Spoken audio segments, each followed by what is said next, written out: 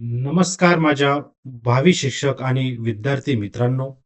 राज्यातील शाळांमध्ये क्रीडा आणि कला शिक्षकांची भरती होणार का? कमी विद्यार्थी संख्या असलेल्या शाळांमध्ये क्रीडा शिक्षक का नाहीत? आणि राज्य सरकार याबाबत नेमका काय निर्णय घेणार आहेत?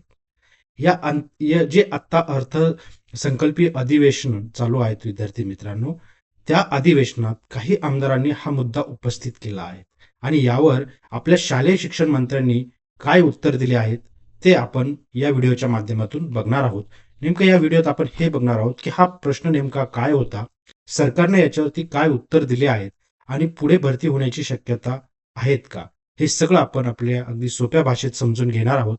पण त्या अगोदर जर आपण चॅनलला सबस्क्राईब नसेल केलेलं तर कृपया सबस्क्राईब करा, जेणेकरून शिक्षक भरती संदर्भातील एकूण ना एक माहिती मी तुम्हाला आपल्या युट्यूब चॅनल मार्फत देत राहील.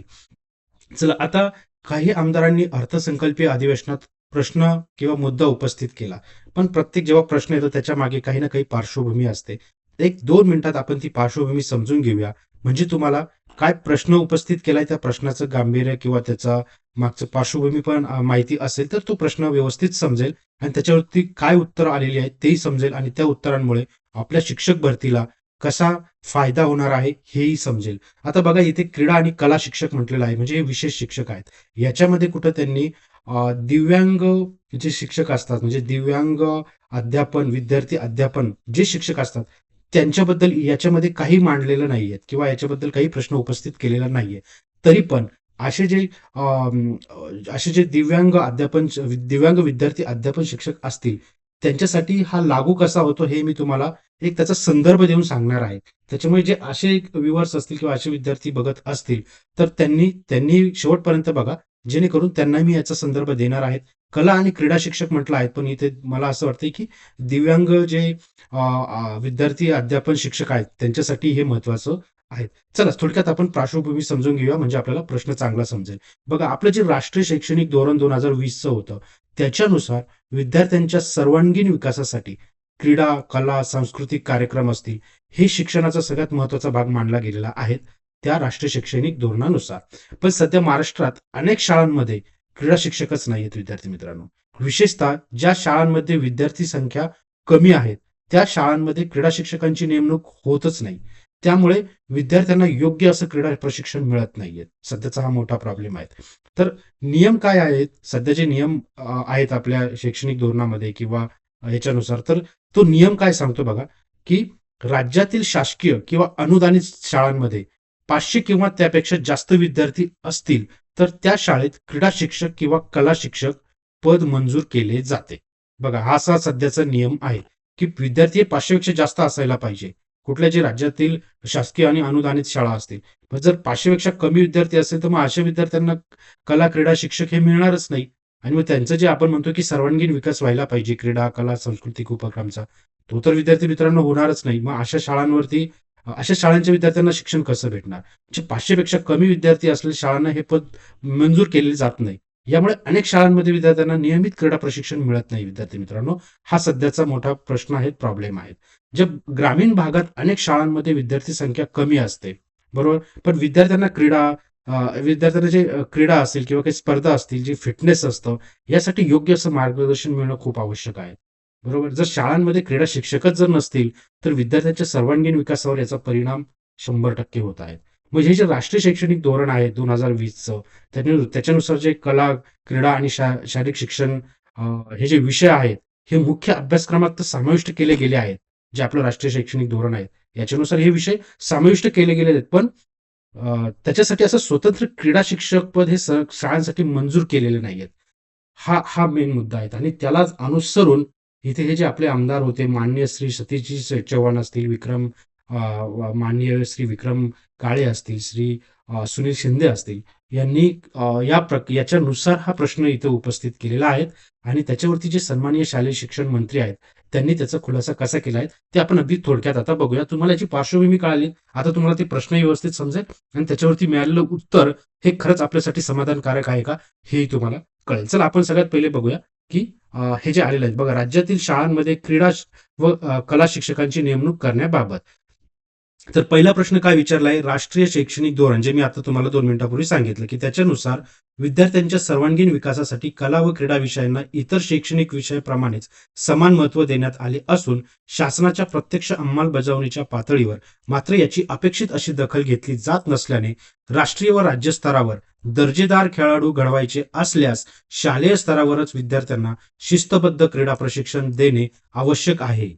बरोबर, अगदी मी तर याच्याबद्दल 101% सहमत आहेत की त्या विद्यार्थ्यांना शिक्षण हे मिळायलाच पाहिजे. बरोबर, ते त्यापासून वंचित राहता कामा नयेत. ठीक आहे, दुसरा प्रश्न काय ते आपण थोडक्यात समजून घेऊया.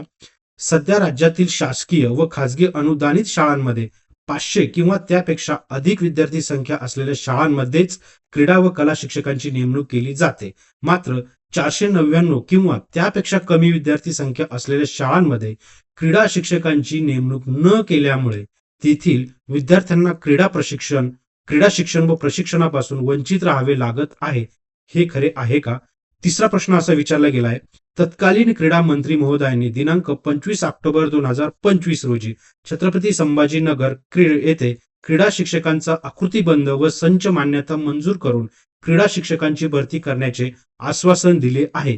ठीक आहे, हा त्यांचा तिसरा प्रश्न होता. हे खरे आहे का असं विचारलेलं आहे.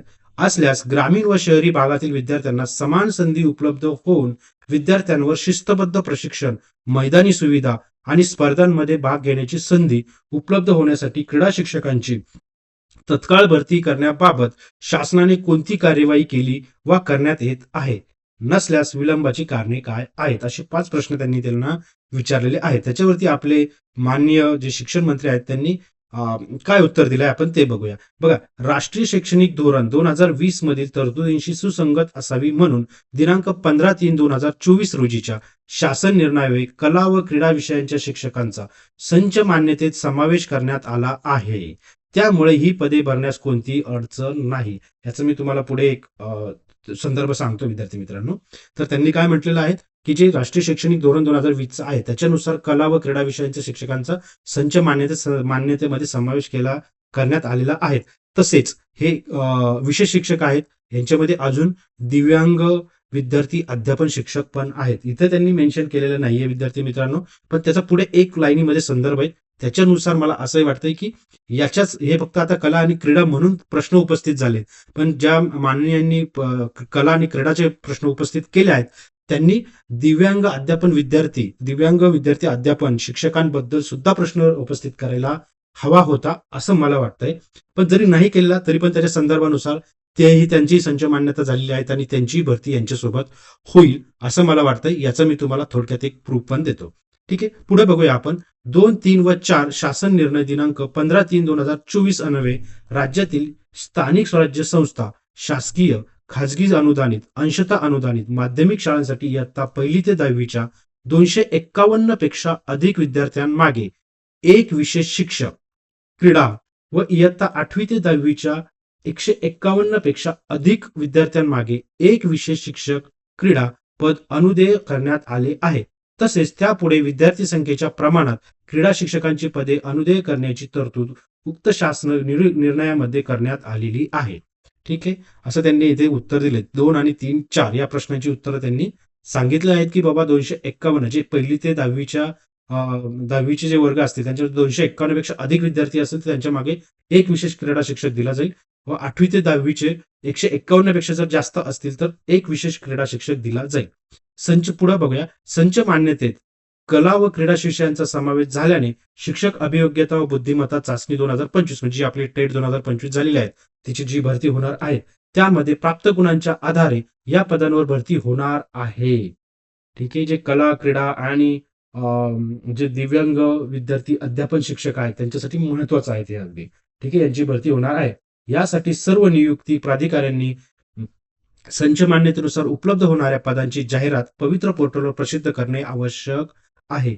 ठीक आहे, पुढे बघूया. दिनांक 2/1/2026च्या शासन निर्णयावे जिल्हा परिषदेअंतर्गत प्रत्येक केंद्रावर, अतिशय महत्वाचं म्हणजे जे मी म्हणजे हे तर कला आणि क्रीडा शिक्षकांसाठी आहेच आहेत, पण जे आपले दिव्यांग विद्यार्थी अध्यापन आहे त्यांच्यासाठी का महत्वाचा आहे, तर हा पॅरेग्राफ अतिशय महत्वाचा आहे. या तिन्ही पदांसाठी हा लागू होतो. बघा, 2/1/2026 हे पण आपण आपल्या युट्यूबला एक व्हिडिओ टाकलेले आहेत विद्यार्थी मित्रांनो. त्याची लिंक मी ह्या व्हिडिओच्या डिस्क्रिप्शन मध्ये देईल. ती पण बघा, तुम्हाला तिथून तुम्हाला अजून जास्त कळेल. ती व्हिडिओ बघा आणि ही व्हिडिओ बघा. याच्यामधून तुम्हाला ही जी पदं निघणार आहेत याच्याबद्दलची सगळी क्लॅरिटी 100% मिळेल. ठीक आहे, चला आपण हे बघूया. दिनांक 2/1/2026च्या शासन निर्णयावे जिल्हा परिषदेअंतर्गत प्रत्येक केंद्रावर एक याप्रमाणे राज्यात क्रीडा या संवर्गातील 4,860 पदांचा समावेश आकृतीबंधात करण्यात आलेला आहे व मूळ मंजूर पायाभूत पदांच्या मर्यादेत ही पदे असल्याने ती भरण्यासाठी आवश्यक कारवाई प्रगतीत आहेत. याचा एक जी आर निघालेला होता आताच 1 महिन्यापूर्वी. तो जी आर मी आपल्या युट्यूबला टाकलेला आहे, त्याचीच लिंक मी तुम्हाला देणार आहे. तोही जी आर वाचा. त्याच्यामध्ये सगळं हा जो पॅराग्राफ ते सांगत आहेत तो जी आर मी तिथे एक्सप्लेन केलेला आहे. ठीक आहे. केंद्रस्तरीय शाळेसाठी एक क्रीडा शिक्षक नियुक्ती करण्यात येणार असल्याने त्याची सेवा इतर सर्व शाळांना उपलब्ध होणार आहे. म्हणजे केंद्र स्तरावरती कमीत कमी एक क्रीडा शिक्षक तरी असणार आहेच. असे 4,860 पदं सध्या आहेत. त्यांच्यामध्ये आता किती टक्के भरती निघती त्याच्यावरती डिपेंड आहेत. पण ही 4,860 पदं ही कला, क्रीडा आणि दिव्यांग विद्यार्थी अध्यापन यांच्यासाठी ही पदे निघणार आहेत, जी डेट 2025 नुसार भरली जाणार आहे. विद्यार्थी मित्रांनो, जे दिव्यांग विद्यार्थी अध्यापनाचे जे विद्यार्थी असतील, जे शिक्षक होणार आहेत, त्यांनी असं समजू नये की बाबा इथे त्याचं मेन्शन केलेलं नाहीये. इथे फक्त प्रश्न त्यांनी फक्त क्रीडा, कला व क्रीडानुसार उपस्थित केलाय, म्हणून त्यानुसार त्याचं उत्तर देण्यात आलेलं आहे. पण जेव्हा ही पदं भरली जातील त्याच्यासोबत जी आरच असा आहे की त्याच्यासोबत ते पण पदं भरली जातील. तो व्हिडिओ तुम्ही नक्की बघा विद्यार्थी मित्रांनो, तुम्हाला त्याच्यामधून जास्त क्लॅरिटी मिळेल. विद्यार्थी मित्रांनो, तुम्हाला ही माहिती आवडली असेल कृपया चॅनलला सबस्क्राईब करा, जेणेकरून तुम्हाला शिक्षक भरती संबंधाच्या सगळ्या अपडेट्स मिळत राहतील. धन्यवाद विद्यार्थी मित्रांनो.